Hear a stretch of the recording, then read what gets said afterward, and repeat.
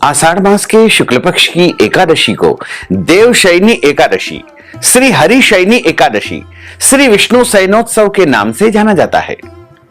इस बार देवशयनी एकादशी तिथि का आरंभ 16 जुलाई 2024 मंगलवार की रात को 8:34 से हो जाएगा, जो कि 17 जुलाई 2024 बुधवार की रात को 9:03 पर एकादशी तिथि समाप्त हो जाएगी। अतः द्वादशी युक्त शुद्ध हरिवासर देवशयनी एकादशी 17 जुलाई 2024 बुधवार के दिन ही रहेगी। सभी भक्तजनों, माताओं, बहनों, वैष्णव जनों को देवशयनी एकादशी का व्रत 17 जुलाई 2024 बुधवार के दिन ही रखना है एवं एकादशी व्रत का पारना यानी व्रत खोलने का जो समय रहेगा वो 18 जुलाई 2024 बुधवार की सुबह 6 बजे से लेकर के 8 बजे के बीच में करना चाहिए। भक्तजनों, माताओं, बहनों, सादर जय श्री कृष्ण। हमारे YouTube चैनल में आप सभी का बहुत बहुत स्वागत है। मैं हूं आपके साथ आचार्य धर्मेंद्र शास्त्री। आज हम आप सभी को देवशयनी हरिशयनी श्री विष्णु शयनोत्सव की दिव्य और ज्ञानमयी कथा सुनाने जा रहे हैं। इस कथा को अंत तक सुनिएगा और सुनने के बाद अधिक से अधिक लोगों को शेयर भी कर दीजिएगा। तो सबसे पहले आपको और आपके पूरे परिवार को देवशयनी एकादशी की बहुत बहुत शुभकामनाएं और बधाइयां। भगवान श्री हरि लक्ष्मी नारायण जी की भरपूर कृपा एवं उनका आशीर्वाद आप सभी के ऊपर सदैव बना रहे। आप सभी सुखी रहें, स्वस्थ रहें, व्यस्त रहें, मस्त रहें, निरंतर उन्नति तथा प्रगति को प्राप्त करते रहें। विष्णु एकादशी गीता तुलसी विप्रोधे नवः असारे दुर्ग संसारे षटपदी मुक्तिदायिनी। अर्थात भगवान श्री हरि विष्णु जी का पूजन करना, एकादशी का व्रत रखना, गीता जी का पाठ करना, तुलसी जी का पूजन एवं दर्शन करना, ब्राह्मण देवताओं की सेवा करना, उनको दान करना, उनको भोजन करवाना तथा गौ माता की रक्षा करना और सेवा करना, ये 6 कार्य इस कठिन संसार सागर को पार करने हेतु मुक्तिदायक बताए गए हैं। पूरे एक साल में 24 एकादशी आती है, लेकिन जिस साल अधिक मास या पुरुषोत्तम मास आता है उस साल 2 अधिक एकादशी, कुल मिलाकर के उस साल 26 एकादशी आती है। और सभी एकादशियों का विभिन्न महत्व हमारे धर्म ग्रंथों तथा पुराणों में बताया हुआ है। एक कृष्ण पक्ष में, दूसरी शुक्ल पक्ष में, दोनों ही एकादशियों का व्रत सभी मनुष्य मात्र को अवश्य करना चाहिए, क्योंकि एकादशी का व्रत भगवान श्री हरि लक्ष्मी नारायण जी का परम प्रिय व्रत है। और एकादशी का व्रत करने से मनुष्यों के कई जन्मों के पाप जड़ से नष्ट हो जाते हैं तथा उनके पुण्यों का उदय होता है।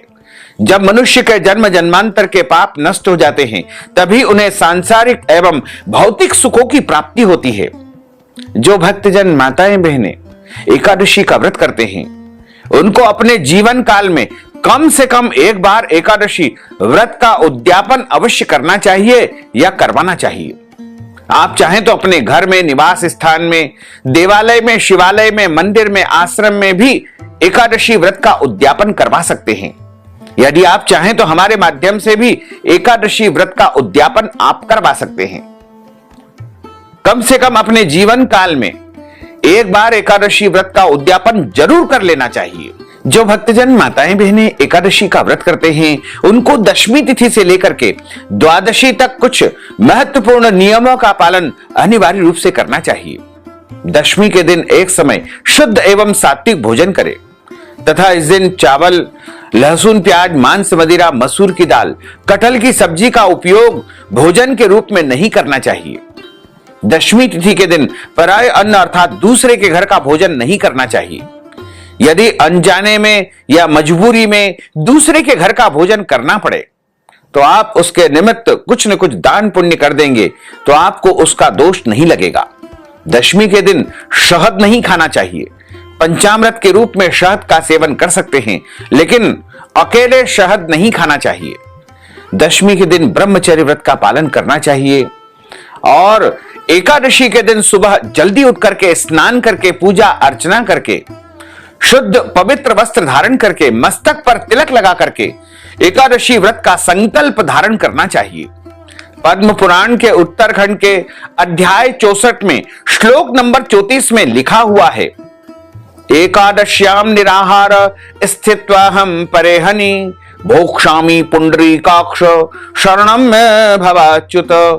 हे कमल नयन, हे वासुदेव, हे जनार्दन, हे अच्युत, मैं एकादशी के दिन निराहार रह करके दूसरे दिन ही भोजन करूंगा। इस प्रकार ये मंत्र और इसका अर्थ यदि आपने बोल लिया या सुन लिया तो भी आपको संकल्प का पूरा फल प्राप्त हो जाएगा। और यदि आप चाहें तो हम जो बता रहे हैं उस विधि से भी आप संकल्प कर सकते हैं। अपने पूजा घर में, देवस्थान में या अपने घर के निवास स्थान के पूर्व या उत्तर भाग में, पूर्व या उत्तर की तरफ मुंह करके एक आसन पर बैठ करके अपने सामने शुद्ध घी का दीपक प्रज्वलित करके एक थाली में रोली, चंदन, अक्षत के स्थान पर जौ, तिल, पीले पुष्प, सुपारी, तुलसी जी का पत्ता और कुछ दक्षिणा रख करके आपको संकल्प धारण करना चाहिए। संकल्प धारण करने के लिए हाथ की मुद्रा को इस प्रकार करें और हाथ के मध्य भाग में सबसे पहले जल रखे, कुछ पैसे रखे, सुपारी रखे, पीला पुष्प रखे, तुलसी जी का पत्ता रखे और अक्षत के स्थान पर यानी चावल की जगह पर जव या तिल का उपयोग आपको करना है। सबसे पहले आपको बोलना है ओम विष्णवे नमः, ओम विष्णवे नमः, ओम विष्णवे नमः। ओम तिथिर्विष्णु तथा वारो नक्षत्रम विष्णुरेव च योगश्च करणम विष्णु सर्वम विष्णुमयं जगत्।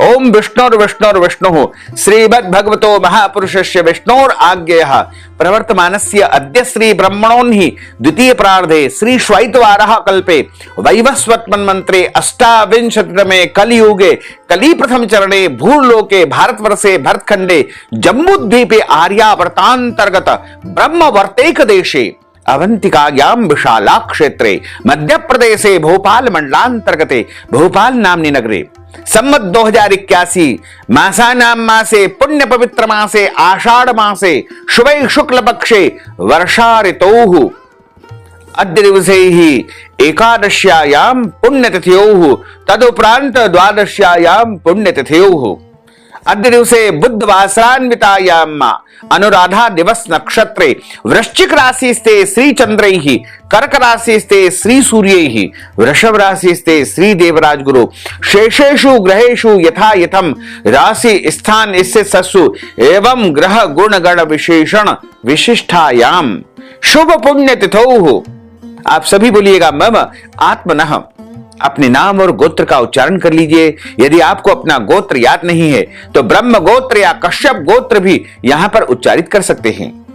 विवाहित माताओं, बहनों, महिलाओं को अपने पति पक्ष का यानी पति के घर का गोत्र उच्चारित करना चाहिए और जो कुंवारी कन्याएं रहती है उनको अपने पिता पक्ष यानी पिता के घर का गोत्र उच्चारित करना चाहिए।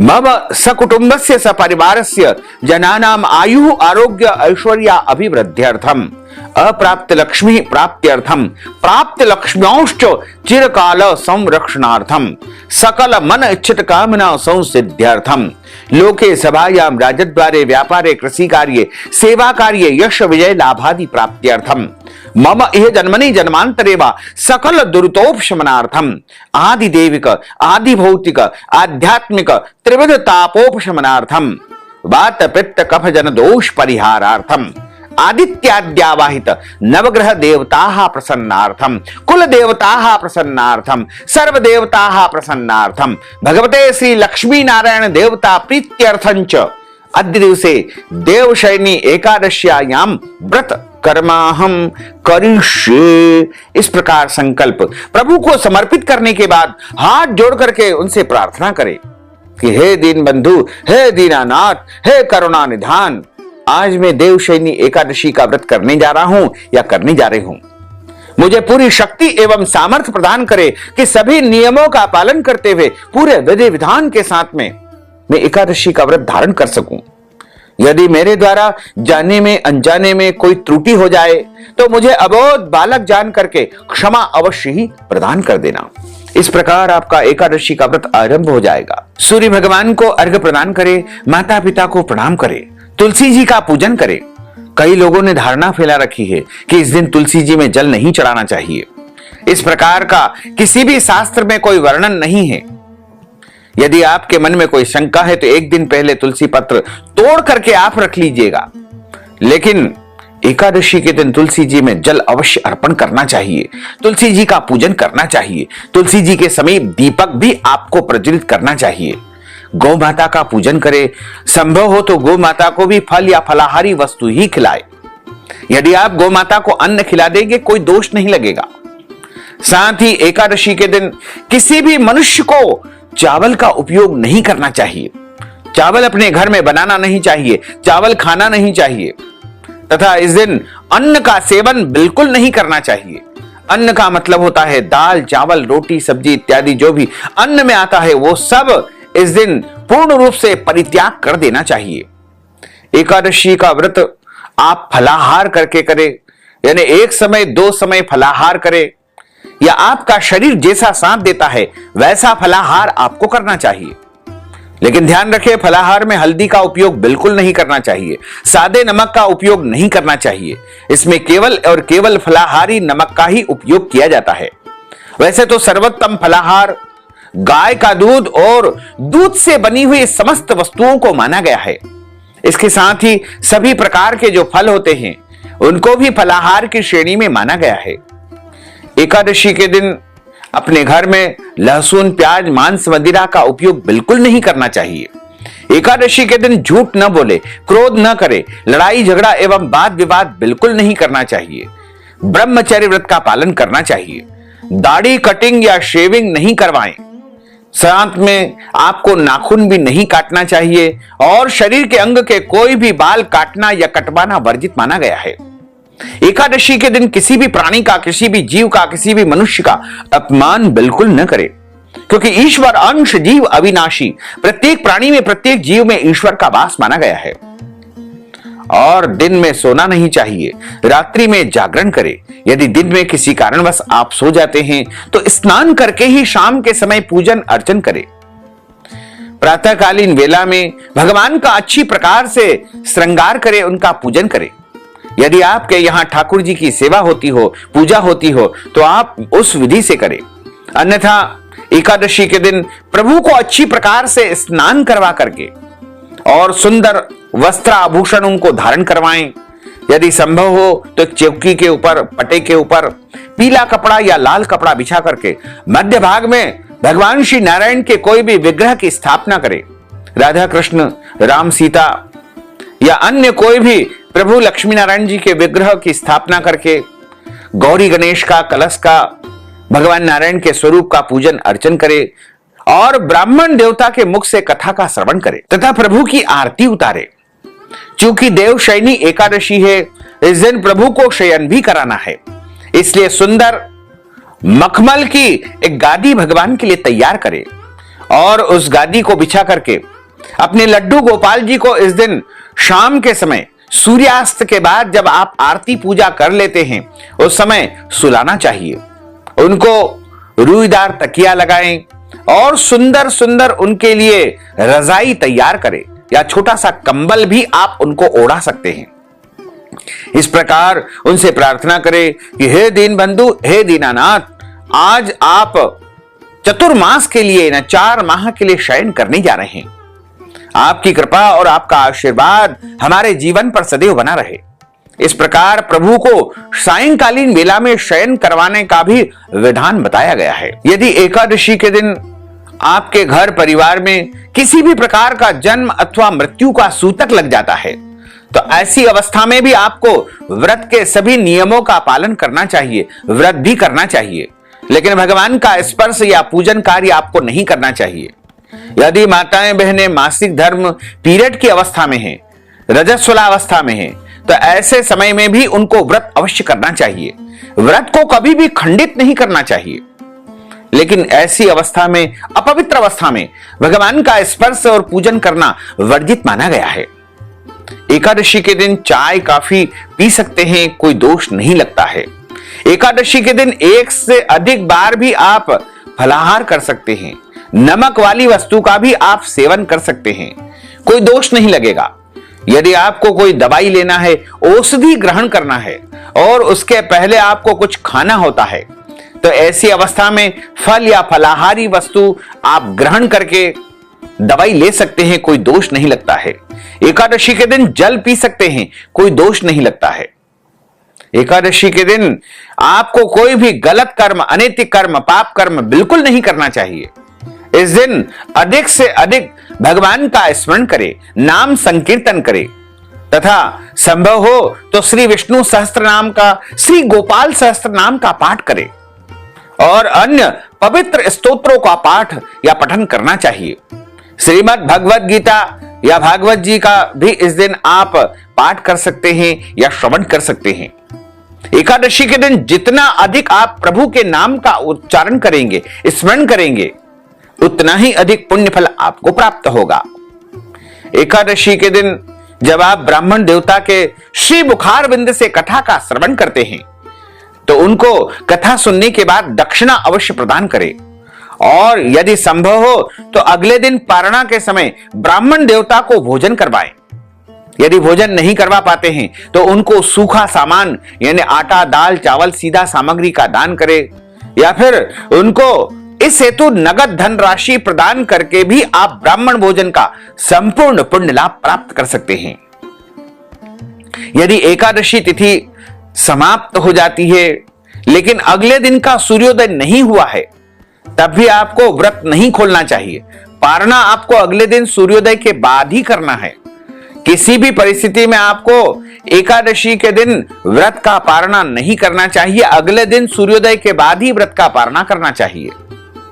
एकादशी का जो व्रत होता है वो ब्रह्म मुहूर्त से आरंभ हो जाता है, यानी 17 जुलाई 2024 बुधवार के ब्रह्म मुहूर्त से ही आपका एकादशी व्रत आरंभ हो जाएगा, जो कि अगले दिन यानी गुरुवार की सुबह ही आपको पारणा करना होगा। अब हम आप सभी को देवशयनी एकादशी, श्री हरिशयनी एकादशी, श्री विष्णु शयनोत्सव की कथा सुनाने जा रहे हैं।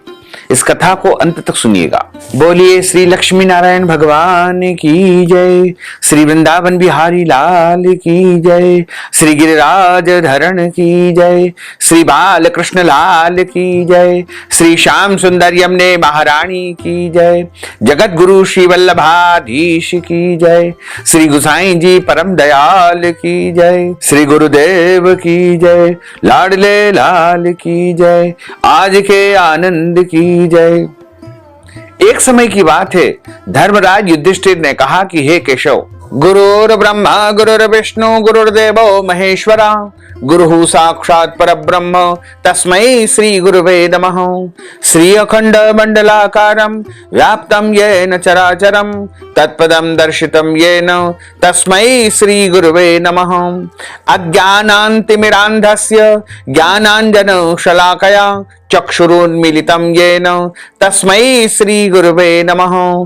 कृष्णाय वासुदेवाय हरये परमात्मने प्रणतः क्लेशनाशाय गोविंदाय नमो नमः। बर्हो पीडं नटवरवपुः कर्णयोः कर्णिकारं विभ्रद्वास कनककपीशं वैजयन्तीं च मालां रन्ध्रान् वेणोर्धरसुधया पूरयन् गोपवृन्दैः वृन्दारण्यं स्वपदरमणं प्राविशत गीतिकीर्तिः। कस्तूरी तिलकं ललाटपटले वक्षस्थले कौस्तुभं नासाग्रे वरमौक्तिकं करतले वेणुः करे कंकणं सर्वांगे हरिचन्दनं सुललितं कंठे च मुक्तावलिं गोपस्त्री परिवेष्टितो विजयते गोपालचूडामणिं फूल्लेन्दीवरकान्तिबिन्दुवदनं बर्हावतंसप्रियं श्रीवत्साङ्कमुदारकौस्तुभधरं पीताम्बरं सुन्दरं गोपीनां नयनोत्पलार्चिततनुं गोगोपसंघावृतं गोविन्दं कलवेणुवादनपरं दिव्यांगभूषणं भजे दिव्यांगभूषणं भजे। करारविन्देन पदारविन्दं मुखारविन्देन विनिवेशयन्तीं वटस्य पत्रस्य पुटेशयानं बालं मुकुन्दं मनसा स्मरामि बालं मुकुन्दं मनसा स्मरामि। सच्चिदानंद रूपाय विश्वोत्पत्त्यादि हेतवे तापत्रय विनाशाय श्रीकृष्णाय वयं नुमः। यं प्रव्रजन्तमनुपेतमपेत कृत्यं द्वैपायनो विरह कातर आजुहाव पुत्रेति तन्मयतया तर्वोभिनय दोस्तम सर्वभूत हृदयं मुनिमानतोस्मि। जय जय श्री राधा रमण, जय जय नवल किशोर, जय गोपी चित चोर प्रभु, जय जय माखन चोर। मात मेरी श्री राधिका, पिता मेरे घनश्याम, इन दोनों के चरणन में मेरा बारंबार प्रणाम, मेरा बारंबार प्रणाम, मेरा बारंबार प्रणाम। मोहिनी मूरत श्याम की वो मन रही समाय, जो मेहंदी के पात में लाली रही समाय। धन यौवन एक दिन उड़ जाएंगे, जैसे उड़े कपूर, मन मूरख तू राम भज, क्यों चाटे जगधूर। बोलिए श्री लक्ष्मी नारायण भगवान की जय।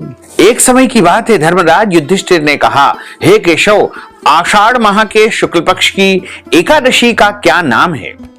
इस व्रत के करने की विधि क्या है और किस देवता का पूजन अर्चन किया जाता है? भगवान श्री कृष्ण कहने लगे कि हे युधिष्ठिर, जिस कथा को ब्रह्मा जी ने देवर्षि नारद जी से कहा था, वही मैं तुमको आज सुनाने जा रहा हूं। तुम ध्यान पूर्वक मन लगा करके इस कथा का श्रवण करो। एक समय नारद जी ने ब्रह्मा जी से यही प्रश्न किया था।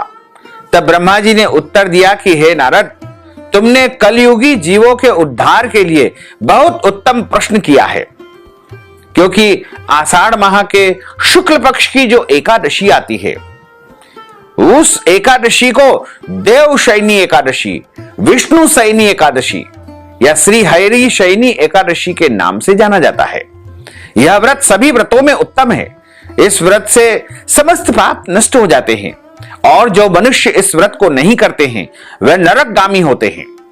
इस व्रत के करने से भगवान श्री हरि विष्णु जी अत्यधिक प्रसन्न होते हैं। इस एकादशी का नाम पद्मा एकादशी भी है। अब मैं तुमसे एक पौराणिक कथा कहता हूं, तुम मन लगा करके सुनो। सूर्यवंश में मानधाता नामक एक चक्रवर्ती राजा हुए, जो सत्यवादी और महान प्रतापी थे। वह अपनी प्रजा का पुत्रवत पालन किया करते थे। उसकी सारी प्रजा धन धान्य से सुखी और संपन्न थी। उसके राज्य में कभी भी अकाल नहीं पड़ता था। एक समय उस राजा के राज्य में 3 साल तक लगातार बरसात नहीं हुई और अकाल पड़ गया। प्रजा अन्न की कमी के कारण अत्यंत दुखी हो गई। अन्न के न होने से राज्य में यज्ञादि भी बंद हो गए। धार्मिक अनुष्ठान, पूजा पाठ, सब कार्य बंद हो गए। एक दिन प्रजा राजा के पास जाकर कहने लगी कि हे राजन, सारी प्रजा में त्राही त्राही मच रही है, क्योंकि समस्त विश्व की सृष्टि का कारण वर्षा है। वर्षा के अभाव से अकाल पड़ गया है और अकाल से प्रजा मर रही है। इसलिए हे राजन, कोई ऐसा उपाय बताइए जिसके करने से प्रजा का कष्ट नष्ट हो जाए। राजा मानधाता कहने लगे कि आप लोग ठीक कह रहे हैं, वर्षा से ही अन्न उत्पन्न होता है और आप लोग वर्षा न होने से अत्यंत दुखी हो गए हो। मैं आप लोगों के दुखों को समझता हूं। ऐसा कहकर राजा कुछ सेना को साथ में लेकर के जंगल की तरफ चल दिए। वहां अनेक ऋषियों के आश्रम में भ्रमण करते हुए अंत में ब्रह्मा जी के पुत्र अंगिरा ऋषि के आश्रम में पहुंच गए। वह राजा ने घोड़े से उतर करके अंगिरा ऋषि को प्रणाम किया, दंडवत नमन किया। मुनि ने राजा को आशीर्वाद देकर के कुशल क्षेम समाचार पूछा। उसके बाद उनसे आश्रम में आने का कारण पूछा। राजा ने हाथ जोड़ करके विनीत भाव से कहा कि हे भगवान, सब प्रकार से धर्म पालन करने पर भी मेरे राज्य में अकाल पड़ गया है। इससे प्रजा अत्यंत दुखी है। राजा के पापों के प्रभाव से ही प्रजा को कष्ट होता है, ऐसा शास्त्रों में कहा गया है। जब मैं धर्मानुसार राज्य करता हूं तो मेरे राज्य में अकाल कैसे पड़ गया? इसके कारण का मुझे आप पता बताइए। अभी तक मुझे यह पता नहीं चल पाया है। अब मैं आपके पास इसी संदेह को निवृत्त कराने के लिए आया हूं। कृपा करके मेरे संदेह को आप दूर कीजिए। साथ ही प्रजा के कष्ट को दूर करने का कोई सरल उपाय बताइए। इतनी बात सुनकर के ऋषि कहने लगे कि हे राजन, यह सतयुग सभी युगों में उत्तम है। इसमें धर्म को चारों चरण से सम्मिलित किया गया है, अर्थात इस युग में धर्म की सबसे अधिक उन्नति है। लोग ब्रह्मा जी की उपासना करते हैं और केवल ब्राह्मणों को ही वेद पढ़ने का अधिकार है। ब्राह्मण ही तपस्या करने का अधिकार रख सकते हैं, परंतु आपके राज्य में एक पतित व्यक्ति तप कर रहा है। इसी दोष के कारण आपके राज्य में वर्षा नहीं हो पा रही है। इसलिए यदि आप प्रजा का भला चाहते हो तो उस शूद्र का, उस पतित व्यक्ति का वध कर दो। इस पर राजा कहने लगा कि हे महाराज, मैं उस निरपराध तपस्या करने वाले पतित व्यक्ति को कैसे मार सकता हूं? आप इस दोष से छूटने का कोई दूसरा उपाय बताइए। तब ऋषि कहने लगे कि हे राजन, यदि तुम अन्य उपाय जानना चाहते हो तो ध्यान पूर्वक सुनो। आषाढ़ माह के शुक्ल पक्ष की जो एकादशी आती है, जिसे पहले पद्मा एकादशी, फिर हरिशयनी, देवशयनी, विष्णु शयनोत्सव के नाम से जाना जाता है, उस एकादशी का विधि पूर्वक व्रत करो। व्रत के प्रभाव से तुम्हारे राज्य में वर्षा होगी और प्रजा सुख पूर्वक अपना जीवन यापन करेगी, क्योंकि इस एकादशी का व्रत करने से समस्त सिद्धियों को देने की शक्ति प्राप्त होती है और समस्त उपद्रवों को नाश करने वाला यह व्रत है। इस एकादशी का व्रत करने से तुम्हारी प्रजा के सारे कष्ट और संकट समाप्त हो जाएंगे। इस व्रत को तुम भी अपनी प्रजा और अपने पूरे परिवार के साथ में, सेवकों तथा मंत्रियों के साथ में इस व्रत का पालन करो। ऋषि के वचन को सुनकर के राजा अपने नगर को वापस आया और उसने विधि पूर्वक देवशयनी पद्मा एकादशी का व्रत किया। इस व्रत के प्रभाव से उसके राज्य में प्रचुर मात्रा में वर्षा हुई और प्रजा को सुख प्राप्त हुआ। अतः इस मास की, आषाढ़ मास की एकादशी का व्रत करने से मनुष्य के जीवन के सारे कष्ट और संकट समाप्त हो जाते हैं और उसे समस्त प्रकार का वैभव, धन, धान्य, सिद्धियां प्राप्त हो जाती है। इस व्रत को इस लोक में भोग और परलोक में मुक्ति अवश्य ही प्राप्त हो जाती है। इस कथा को जो कोई भी मनुष्य ब्राह्मण के मुख से सुनेगा, उसके सारे पाप नष्ट हो जाएंगे, इसमें कोई संदेह नहीं है। इस प्रकार यहाँ पर देवशयनी एकादशी व्रत कथा समापन होती है। बोलिए श्री लक्ष्मी नारायण भगवान की जय। अच्युतम केशवम राम नारायणम कृष्ण दामोदरम वासुदेवम हरे श्रीधरम माधवम गोपिका वल्लभम श्री जानकी नायकम श्री रामचंद्रम भजे जानकी मनोहरम सर्वलोक नायकम श्री शंकरादि सेवितम पुण्य नाम कीर्तनम श्री राम राम राम राम राम नाम तायकम रामा कृष्ण वासुदेवा भक्ति मुक्तिदायकम रामा कृष्ण वासुदेवा भक्ति मुक्तिदायकम हरे राम राम राम हरे हरे हरे कृष्ण कृष्ण कृष्ण हरे हरे श्री कृष्ण गोविंद हरे मुरारे हे नाथ नारायण वासुदेवा हे नाथ नारायण वासुदेवा हे नाथ नारायण वासुदेवा। बोलिए श्री लक्ष्मी नारायण भगवान की जय। अब हम सभी मिलकर के प्रभु की आरती का गायन करेंगे।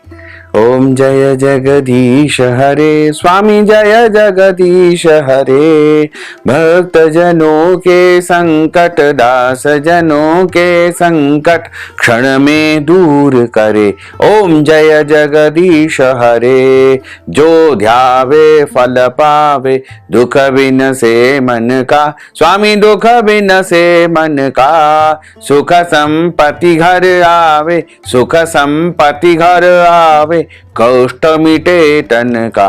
ओम जय जगदीश हरे मात पिता तुम मेरे शरण गहूँ मैं किसकी स्वामी शरण गहूँ मैं किसकी तुम बिना और न दूजा प्रभु बिना और न दूजा आस करूँ मैं किसकी। ओम जय जगदीश हरे तुम पूर्ण परमात्मा तुम अंतरयामी स्वामी तुम अंतरयामी पार ब्रह्म परमेश्वर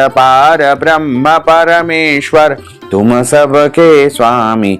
ओम जय जगदीश हरे, तुम करुणा के सागर, तुम पालन करता स्वामी, तुम पालन करता। मैं सेवक तुम स्वामी, मैं सेवक तुम स्वामी, कृपा करो भरता।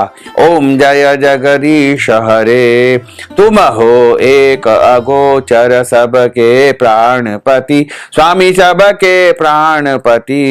किस विध मिलहूँ दयामय, किस विध मिलहूँ दयामय, तुमको मैं सुमति। ओम जय जगदीश हरे, दीन बंधु दुख हरता तुम ठाकुर मेरे स्वामी, तुम रक्षक मेरे। अपने हाथ उठाओ, अपनी शरण लगाओ, द्वार पड़ा तेरे। ओम जय जगदीश हरे, विषय विकार मिटाओ, पाप हरो देवा स्वामी, पाप हरो देवा। श्रद्धा भक्ति बढ़ाओ, श्रद्धा प्रेम बढ़ाओ, संतन की सेवा। ओम जय जगदीश हरे, तन मन धन सब कुछ है तेरा स्वामी, सब कुछ है तेरा। तेरा तुझको अर्पण, प्रभु जी का प्रभु जी को अर्पण, क्या लागे मेरा। ओम जय जगदीश हरे, पूर्ण ब्रह्म की आरती जो कोई नर गावे स्वामी, जो कोई नर गावे। कहत शिवानंद स्वामी, जपत हर हर स्वामी, मन वांछित फल पावे। ओम जय जगदीश हरे, ओम जय जगदीश हरे, स्वामी जय जगदीश हरे, मोहन जय जगदीश हरे। भक्त जनों के संकट, दास जनों के संकट, बंसी वाला दूर करे। ओम जय जगदीश हरे, कर्पूर गौरम करुणावतारम, संसार सारम भुजगेंद्रहारम, सदा वसंतम हृदयारविंदे भवम भवानी सहितम नमामि। मंदार मालांकुलितालकाये, कपाल मालांकित शेखराये, दिव्यांबराये च दिगंबराये, नमः शिवाये च नमः शिवाये। आरार्तिक्यं समर्पयामि, नमो नमः। हरिः अम्बा यज्ञेन यज्ञमय जन्त देवास्तानि धर्माणि प्रथमान्यासन्न, देहनाकं महिमानः सचन्त्रयत्र पूर्वे साध्याः सन्ति देवाः। ओम राजाधिराजाय प्रसय्य साहिने, नमो वयं वै श्रवणाय कुर्महे। समे कामान काम कामाय मह्यं, कामेश्वरो वै श्रवणो ददातु। कुबेराय वै श्रवणाय महाराजाय नमः। ओम स्वस्ति साम्राज्यं भोज्यं स्वराज्यं वैराज्यं पारमेष्ठ्यं राज्यं, महाराजमाधिपत्यमय्यं समन्तप्रियायै स्यात् सार्वभौमः। सर्वायुष अंतार्धा परार्धात् पृथिव्यै समुद्रपर्यन्ताया एकराडिति ततः श्लोकोऽभिगतो मरुतः। परिवेष्टारो मरुतस्यावसान गृहे आविक्षितस्य कामप्रेर विश्वे देवा सभासदिति। ओम विश्व तच्चक्षुत विश्वतो मुखो विश्वतो बाहुर्त विश्वस्पात्, संबाहुभ्यान्नमति संपतत्रेर्द्या वा भूमिं जनयन् देव एकः। ओम एकदन्ताय विद्महे वक्रतुण्डाय धीमहि तन्नो दन्ती प्रचोदयात्। आदि शक्ति च विद्महे जगन्माताय धीमहि तन्नो शक्ति प्रचोदयात्। तत्पुरुषाय विद्महे महादेवाय धीमहि तन्नो रुद्रः प्रचोदयात्। ओम क्लीं कृष्णाय विद्महे वासुदेवाय धीमहि तन्नो श्रीकृष्णः प्रचोदयात्। ओम तत्पुरुषाय विद्महे महादेवाय धीमहि तन्नो रुद्रः प्रचोदयात्। ओम महालक्ष्मी च विद्महे विष्णुपत्न्यै च धीमहि तन्नो लक्ष्मी प्रचोदयात्। ओम नारायणाय विद्महे वासुदेवाय धीमहि तन्नो विष्णुः प्रचोदयात्। ओम सांगाय सपरिवाराय सायुधाय सशक्तिकाय सवाहनाय सगणाय भगवते श्री लक्ष्मी नारायण देवताभ्यो नमो नमः। मंत्र पुष्पांजलिं समर्पयामि, नमो नमः। नाना सुगंध पुष्पाणि यथा कालोद्भवानि च, पुष्पांजलिं मया दत्तं गृहाण परमेश्वर। मंत्रहीनं क्रियाहीनं भक्तिहीनं सुरेश्वर, यत् पूजितं मया देवः परिपूर्णं तदस्तु मे। आवाहनं न जानामि तवार्चनं, पूजाञ्च न जानामि क्षम्यतां परमेश्वर, क्षम्यतां परमेश्वर, क्षम्यतां परमेश्वर। पापोऽहं पापकर्माहं पापात्मा पापसंभव, त्राहि मां पार्वतीनाथ सर्वपाप हरो हर। त्राहिमाम लक्ष्मीनाथ सर्व पाप हरो हर। त्वमेव माताश्च पिता त्वमेव बंधुश्च सखा त्वमेव विद्या द्रविणम त्वमेव सर्वं मम देव देव। बोलिए श्री लक्ष्मी नारायण भगवान की जय, श्री वृंदावन बिहारी लाल की जय, श्री गोवर्धन नाथ भगवान की जय, श्री गिरिराज धरण की जय, श्री बाल कृष्ण लाल की जय, राजा रामचंद्र भगवान की जय, श्याम सुंदर यमुने महारानी की जय, जगत गुरु श्री वल्लभाधीश की जय, गुसाई जी परम दयाल की जय, श्री गुरुदेव की जय, लाडले लाल की जय, आज के आनंद की जय, धर्म की जय हो, अधर्म का नाश हो, प्राणियों में सद्भावना हो, विश्व का कल्याण हो, सनातन धर्म की जय हो, गौ माता की जय हो, नगर बस्ती की जय हो, आज के आनंद की जय हो, कल के आनंद की जय हो, परसों के आनंद की जय हो, बरसों बरसों के आनंद की जय हो। ओम नमः पार्वती पते, हर हर महादेव हर, काल हर, कंटक हर, दुख हर, दारिद्र हर, आनंद की लहर कर। भक्तजनों, माताओं बहनों, यदि आप देवशयनी एकादशी, हरिशयनी एकादशी, श्री विष्णु शयनोत्सव के निमित्त कुछ भी दान पुण्य करना चाहते हैं, कथा की दक्षिणा देना चाहते हैं, अन्न दान करना चाहते हैं, वस्त्र दान, गोदान या कोई भी दान पुण्य यदि आप करना चाहते हैं, तो आप हमारे गूगल पे, फोन पे, पेटीएम नंबर, अकाउंट नंबर के माध्यम से नगद धनराशि पहुंचा करके देवशयनी एकादशी का संपूर्ण पुण्य लाभ प्राप्त कर सकते हैं। साथ ही आप सभी से अनुरोध है कि हमारे इस ज्ञानवर्धक वीडियो को अधिक से अधिक लोगों को शेयर करिएगा, लाइक करिएगा, कमेंट करिएगा, और यदि अभी तक आपने सब्सक्राइब नहीं किया है तो अभी और इसी समय सब्सक्राइब कर लीजिए, ताकि इसी प्रकार की ज्ञानवर्धक वीडियो आपको सबसे पहले प्राप्त हो सके। आपको और आपके पूरे परिवार को सादर जय श्री कृष्ण, सादर धन्यवाद।